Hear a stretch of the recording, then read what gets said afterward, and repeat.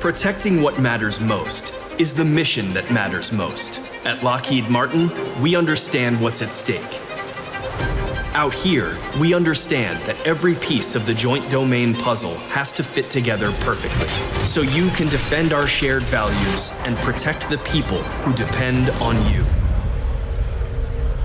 That's why we've spent decades building and connecting the platforms you need to operate in every domain across air, land, sea, cyber, and space.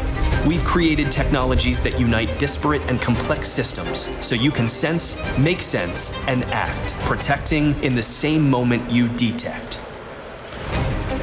But we don't just stop at the front lines. We help you operate in the harshest conditions to deliver aid and drive the agile innovation that pushes the limits of discovery. Everything we do is in service of what you do and why you do it. Your mission is a safer, more secure world. Our promise is to help make it happen.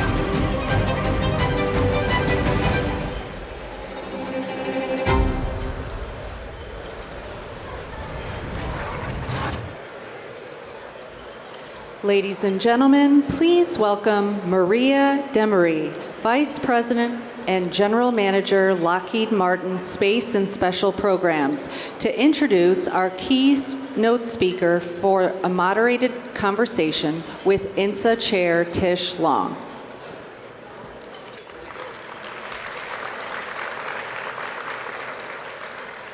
Good afternoon. It's my privilege today to be able to introduce two powerhouse speakers to you. They are trailblazers, they are thought leaders, and they are change agents. And I know we're going to get a lot out of this fireside chat format today. The first is the Honorable Kathleen Hicks, who currently serves as the Deputy Secretary of Defense. Dr. Hicks earned her PhD in political science from MIT in 2010. After publishing her dissertation, which was entitled Change Agents, Who Leads and Why in the Execution of U.S. National Security and Policy. Fast forward to the present day, and Dr. Hicks is the highest serving woman in the DoD and is herself a change agent, making those very decisions which ultimately impact our overall national defense strategy. On her Twitter earlier this week, she emphasized the national defense strategy is very clear. Our priority is making sure we can deter and defend against and win, if necessary, a conflict with China as the pacing challenge, today and in the future. Facilitating the fireside chat today is Tish Long, the current chair of the INSA Board of Directors, and she previously served as the director of the National Geospatial Intelligence Agency, or NGA, becoming the first woman to lead a major U.S. intelligence agency. She's an influential thought leader in the intelligence arena, and she might be a Virginia Tech Hokie. So please join me in a warm welcome for the Honorable Kathleen Hicks and Tish Long.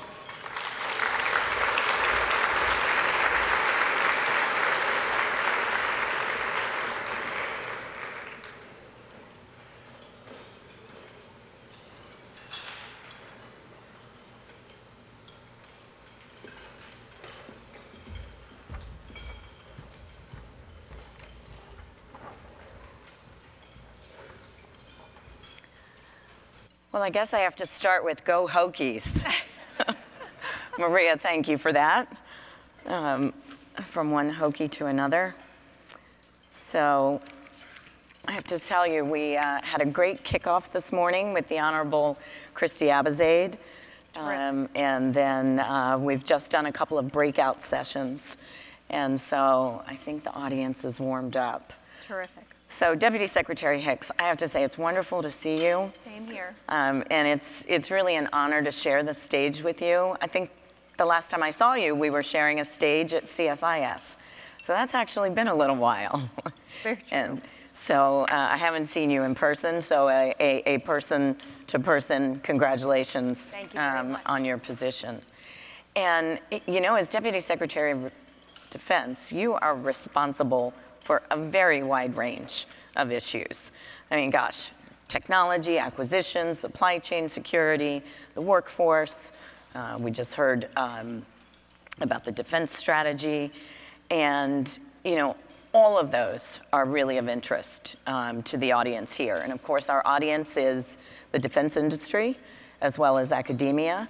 And I'd say there's probably a good portion of your workforce here as well. Very good. Both military and civilian. So even the DoD workforce gets to eat, so. yes, indeed. And gets to come listen to Yes. the Yes. deputy. So before we get to some of those functional issues, though, I'd like to ask a few questions from a national security perspective, kind of set the stage, for the later questions. So, and no surprise, let's start with the Russia-Ukraine conflict. So Ukraine's actually made some pretty good advances in the last couple of days. And, I'd like to hear from you, from your perspective, your assessment of the impact of the conflict on global security.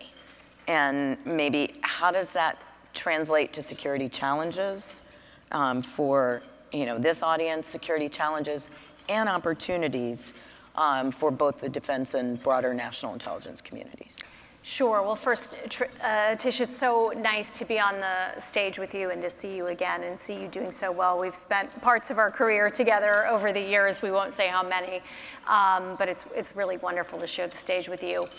So on Ukraine, I think starting with what did the Russian invasion of Ukraine mean back in 2014, and then its more recent push further in post the annexation of Crimea into Ukraine just this past February. And what it tells us is that there are countries who will continue to challenge the international system, who will not respect sovereignty and a rules-based order.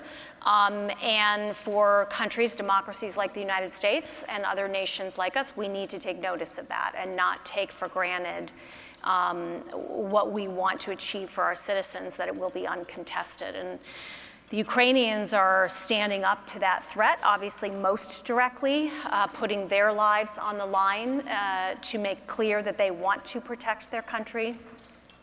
And the United States and a broad coalition, including NATO, but beyond NATO, partner countries with us, are here to show that we will not stand for that and that we will help countries that want to stand up for themselves.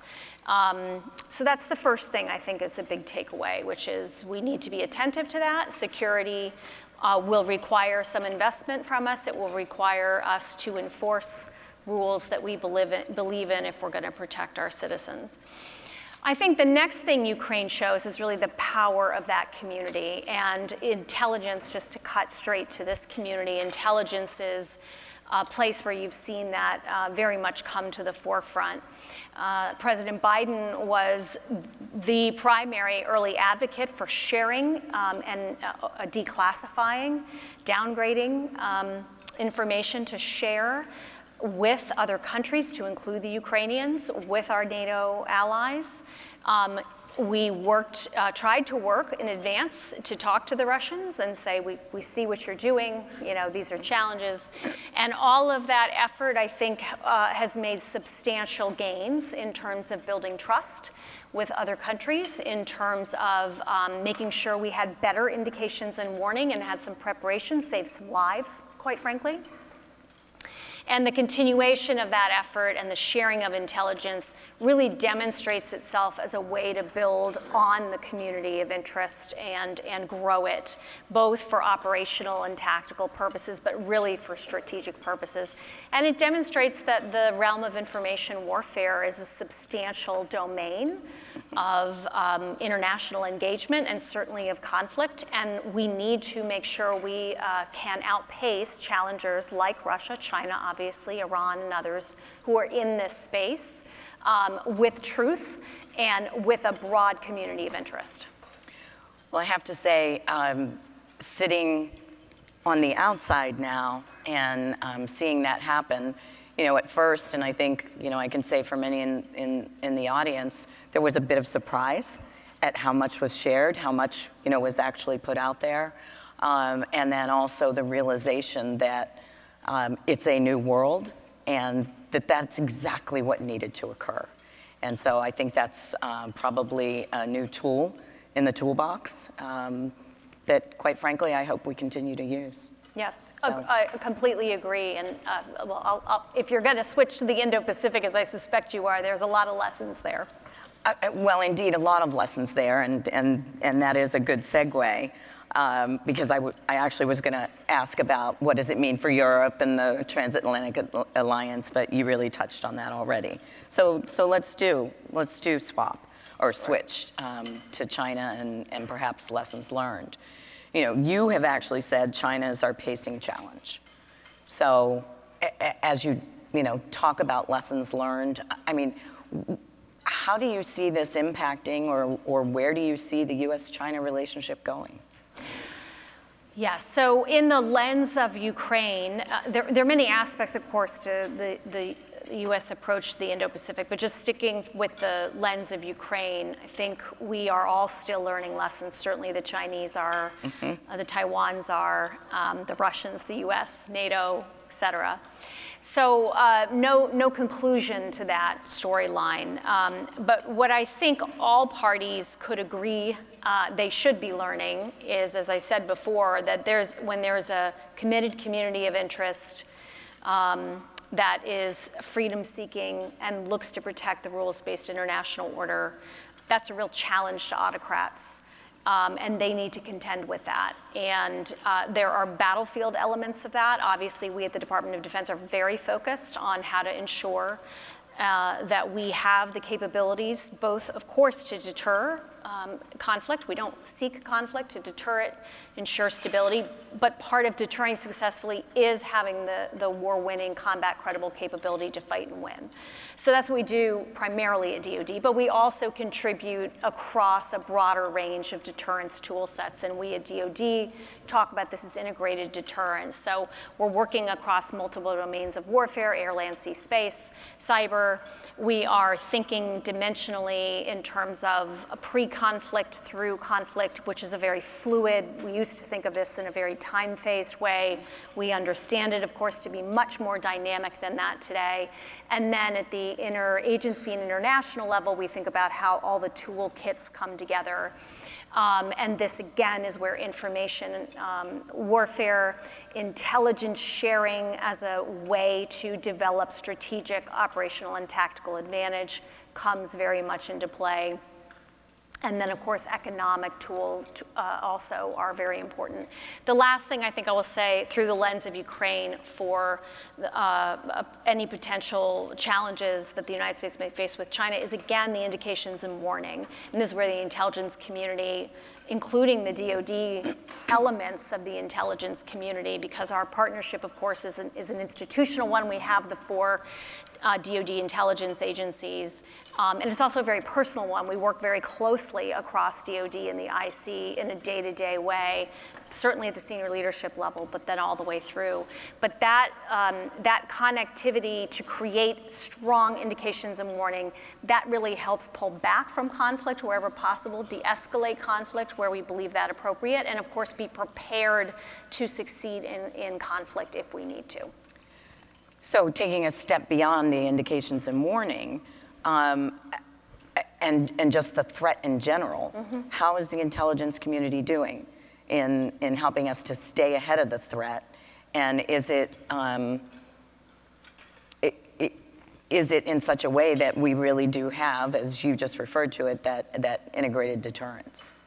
I think we have a very strong collective understanding of the key elements. Again, China is a pacing challenge for decades to come, we expect, without being predictive about where any country, including the United States or China, might be further down the road. They have the comprehensive power. They've demonstrated that they are building and have, in many cases, the comprehensive power to try to challenge us in ways that affect our interests. So we have to worry about this today, in the midterm, and in the long term. And so I think we have a generally good understanding. The intel community has done a good job laying out the dimensions of that multidimensional challenge, again, in the economic sphere, the military sphere, technology, intelligence itself, and other areas. I think the challenge we collectively face, as we do in every era, is prioritization. How do we make sure we are correct in our assessments of how to prioritize? How do we then move all the assets that we have against those priorities? And then how do we hedge our bets in terms of managing across a portfolio? I think what we have in our advantage, again, is the quality of the analysts that we have, which is at the core of what the United States intelligence community advantage is. And then I think where we can probably make even greater gains than we have to date is leveraging technology to enable those analysts and other intel professionals. Yes. And we talked a bit about that with Director Abizade this Great. morning, as you can imagine. Let's talk about a particular technology. Sure. Hypersonics. Some would say we are already behind China when it comes to fielding hypersonic capabilities. So, and let me just kind of weave in there. You said priorities, I'll say budget. Will the current budget enable the U.S. to outpace the Chinese militarily and from a technology perspective? So, hypersonics. Hypersonics. The Russians, I'm sure folks know, have already used some hypersonic weapons in the Ukraine war to almost no effect.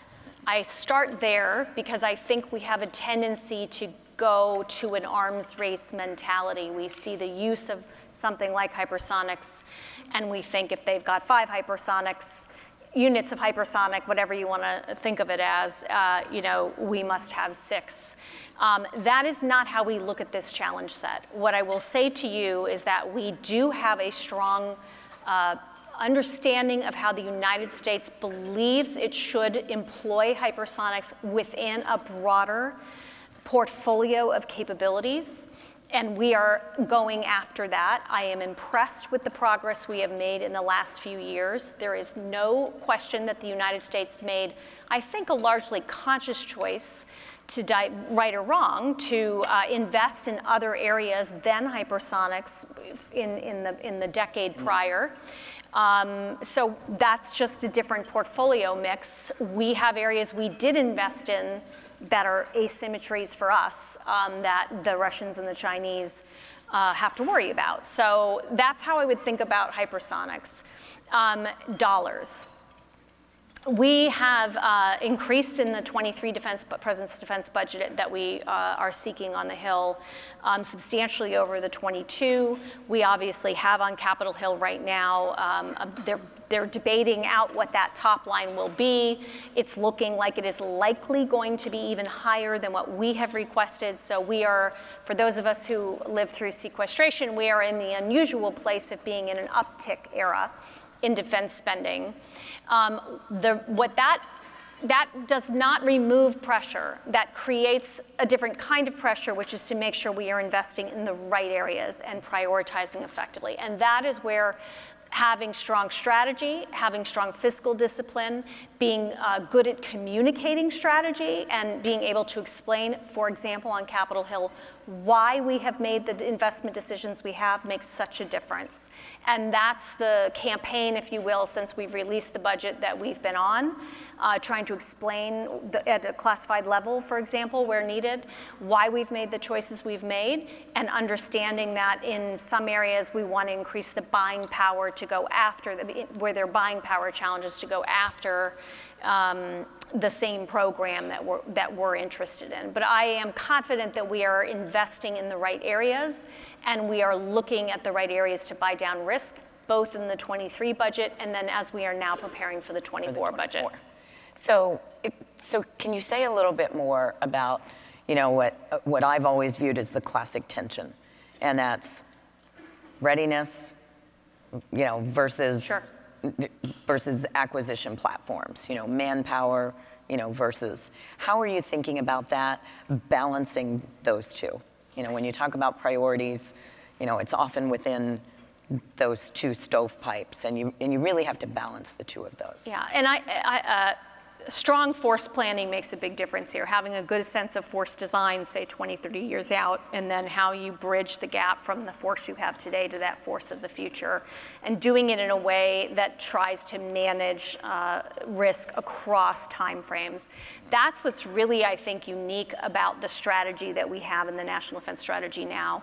We don't, as many strategies of the past have done, say, take risk today in order to invest in the future, or take risk in the future to invest in today.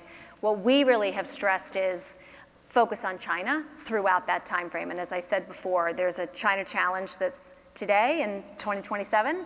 There's a China challenge in the midterm and potentially one in the long term.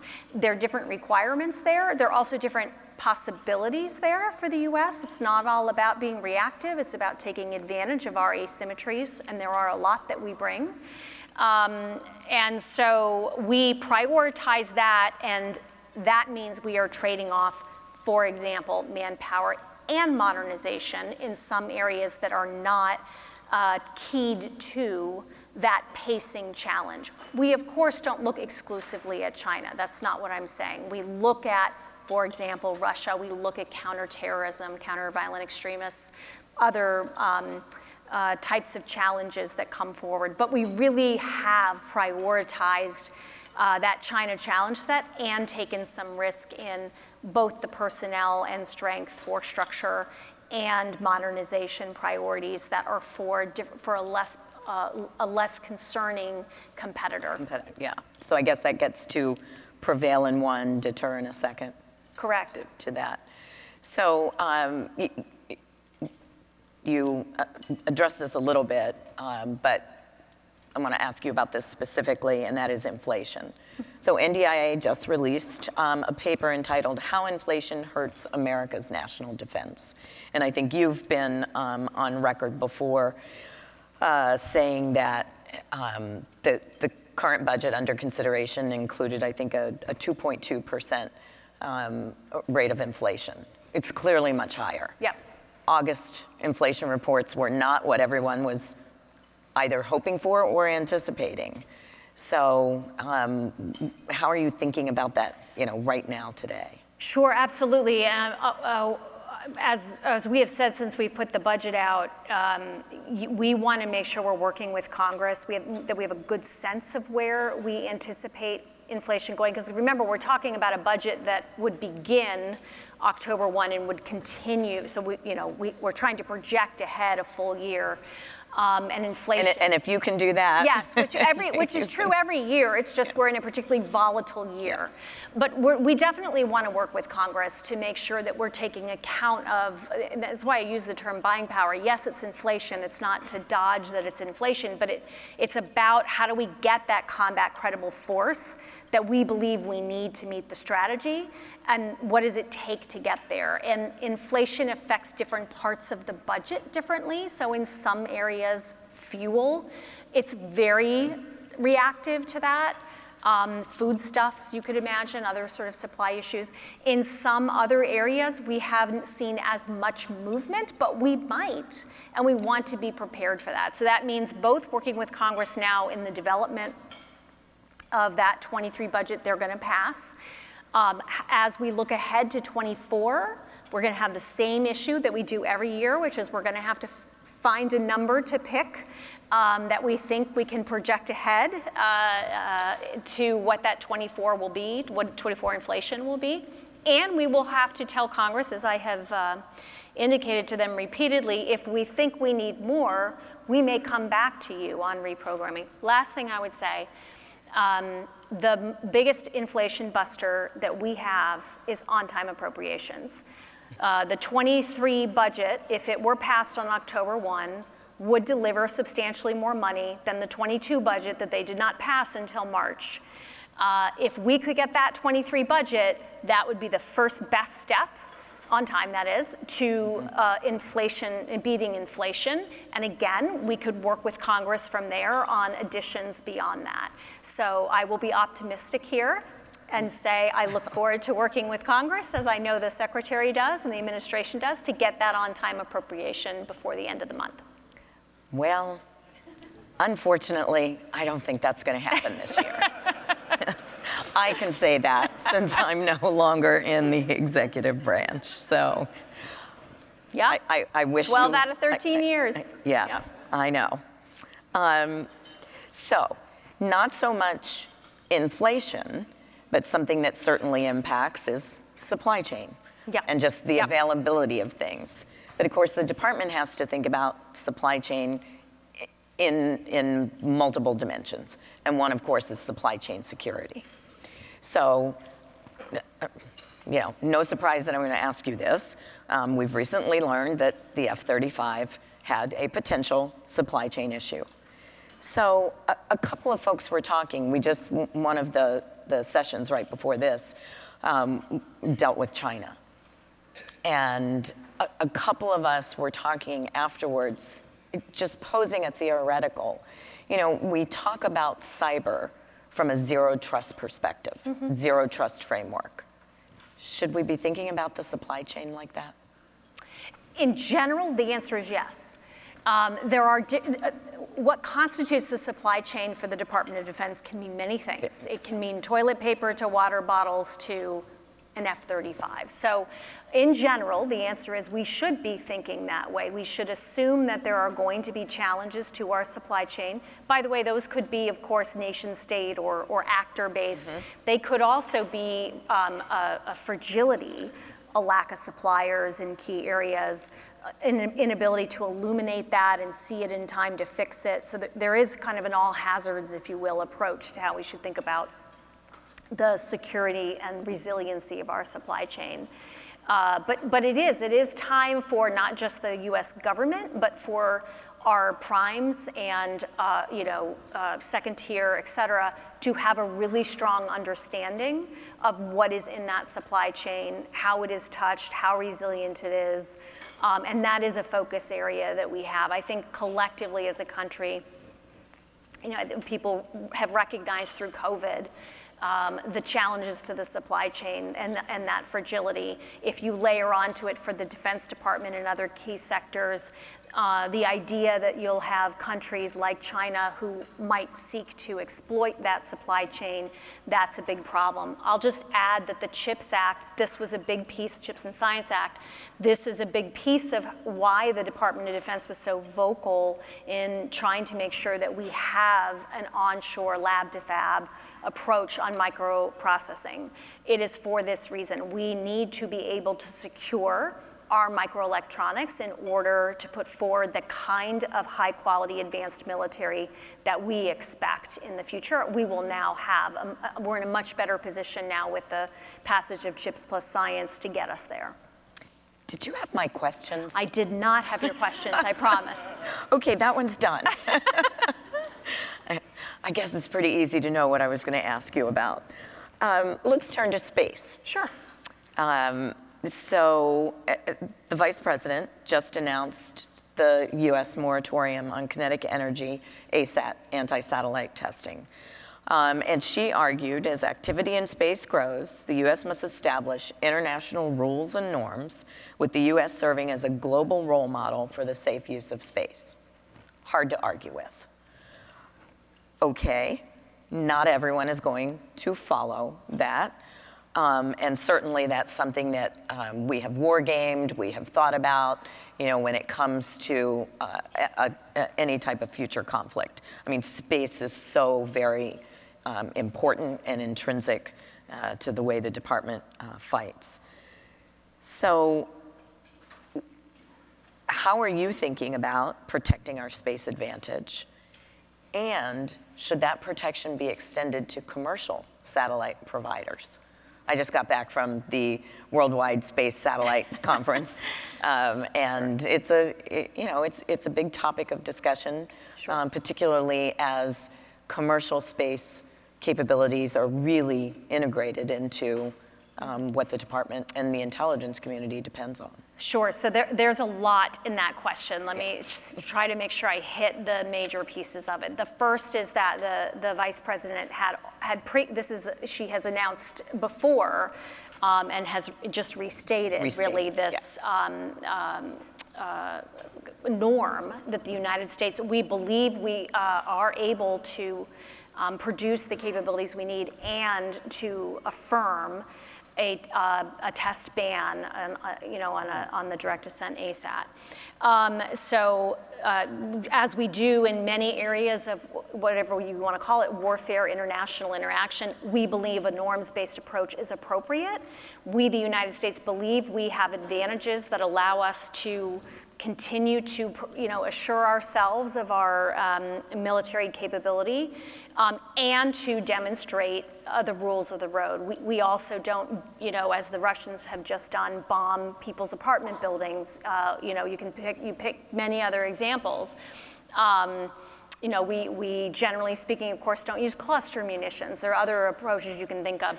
It is not saying that we give over an ability for the United States to defend itself, and that is certainly not the intent of the Vice President's statement either. As to those capabilities, we believe very much in the need for space resiliency. We put substantial dollars, the largest space budget ever, with most of that going into a big space resiliency add in the 23 budget request. We will continue to build on that. We look closely, of course, with the IC at the capabilities of the Russians, Chinese, as they are developing in space. We are very aware of how space is developing. And again, we're focused on the kinds of capabilities that we can bring to bear. I think I answered all your questions in there. Oh, it's commercial. Commercial. On the commercial side, the answer is space, as in many other areas, is a place where we are doing, of course, so much more with the commercial sector, and we're seeing real opportunity there. And as we look at both from the Defense Department and, dare I say, from the IC, the portions of the IC that are inside DoD, we certainly see a lot of opportunities to work together. It does require us to think about how we can contract effectively to include issues like indemnification, or just how we think through the process of making sure we're enticing, and it's an enticing offer to bring commercial space capabilities to bear. So that is absolutely on the table. I'm sure you just made a lot of people in this room happy. We're not going to get to half the questions that I had put together, but it is time for the last question. Okay. And it is certainly in the category of last but not least, because I want to talk to you about the workforce. Because we can't achieve any of this without a world-class workforce.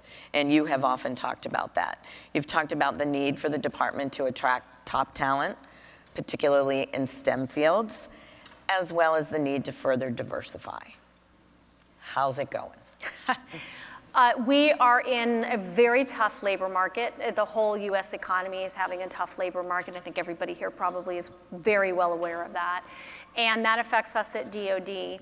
My view of our challenge is that it's not, for the defense sector, it's not just a DoD challenge. We are so reliant for our advantages in the United States military on the effective partnership with allies and others in the international sphere, and of course on the commercial sector, on the university sector, and nonprofits. So what we really want is sort of lifting all boats on the STEM talent workforce that want to work in this norms-based Western version of how to advance security. And we see a lot of patriotism and opportunity, folks wanting to work with us. And I really have to applaud industry, but also the research community and others who are coming forward. You mentioned hypersonics. I was at Purdue last month, yeah. And they're doing phenomenal things. Young researchers, from all over the country coming forward to work on some of our hardest problems. That's the ecosystem that we really want to engender. Inside the federal workforce, it is going to be tough, and we really have to focus on that. We have to have a flexible workplace, because that's becoming the norm to be expected coming out of COVID. For the IC and other parts of, some parts of DoD, that will be especially challenging. So thinking through what the business proposition is, for folks, I think will be very important. We have to have a good wage. The federal workforce, civilian and military, are looking forward, I think, if the president's budget gets passed, to the largest pay raise in 20 years, 4.6%. We probably need even more than that as we look ahead to where the pay needs to be. So we need to keep making sure we bring competitive pay. At the end of the day, what brings people into the federal government and certainly into national security is mission. We continue to deliver incredible mission. But we have to make that come through. Folks have to be used well. We have to excite them to the mission. We have to show them how it can contribute to a full work life, whether they stay in the federal sector or they move in and out of it. We need to create those opportunities for people to move in and out more easily. We need to shrink the length of the timeline for their clearance processes and just for processing their applications. So a lot of work to do is my answer. Indeed. You touched on military and the Army in particular, but I think all services are having a challenge recruiting right now.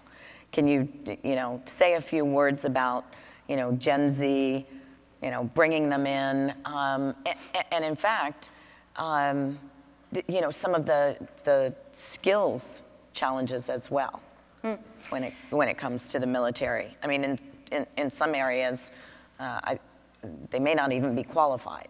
So I will say we are not having a universal challenge across all the department, and I'll point to the Space Force as an area where they're actually doing very, very well on their recruiting. But absolutely very tough recruiting environment. You have what I've just talked about, overall reflection of the overall work sector for the U.S., and that is traditionally how you should think about recruiting for the military, which is when it's a hot job market, it's kind of tough. That's still true. If you layer onto that the fact that schools were closed, pardon me, and recruiters could not get into schools during COVID, that makes it hard too, in particular because appropriately, if you will, the U.S. military as a percent of the overall demographic of the country is shrunk because we, it's down to kind of the size of the military we need and away from a nation at war. And that means that there are many young people who do not have a connection to the military. Those recruiters are the connection. We know that they're incredibly valuable in terms of demonstrating why there's mission, why there's a place for folks to go. So we think getting recruiters back up and running, being able to look at the economics, so you look at things like retention bonus, et cetera, those will help increase propensity to serve. But I'm just going to go also with some of the other challenges we have, which are harm and self-harm challenges. And we do see, we have data challenges in the Defense Department, but one area we have excellent data is on recruiting. And we know that there's a lot of concern about psychological harm, sexual assault, sexual harassment, suicide. And those are all areas we want to get after. We've just put forward the largest prevention workforce for harm and self-harm issues, really galvanized after Fort Hood on the sexual assault, sexual harassment issue set. But that will really help across a lot of these areas. We will be able to demonstrate that we mean it when we say we want to bring you to a safe workplace, a workplace where you can contribute and where readiness of the core unit is number one. We're not looking to drive wedges between people. That's not how militaries win wars. We bring people together. If we can do that, I think we've got a really strong message, because Gen Z, they want mission, and boy, do we have it. Indeed. Well, Secretary Hicks, thank you so much. Thank you for your service. And just what a terrific conversation. Great. Thank you so much. Thank you. Thank you.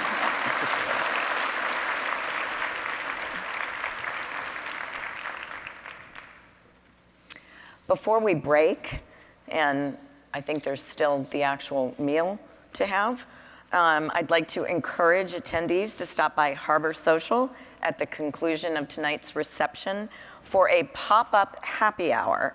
So this will be social hour number 2, supported by the amazing women of the intelligence community, or AWIC, INSA's Intelligence Champions Council, and AFCEA's emerging professionals in the intelligence community.